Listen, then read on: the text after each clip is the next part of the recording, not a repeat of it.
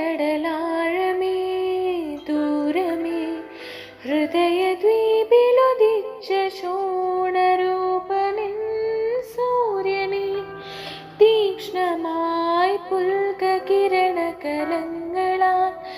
ഇവളെ നീ ആകാശമേ കഥയിലെ ഹൂരിയോ ഞാൻ കടൽ നടുക്കോ നിന്റെ മരതകഗൃഹം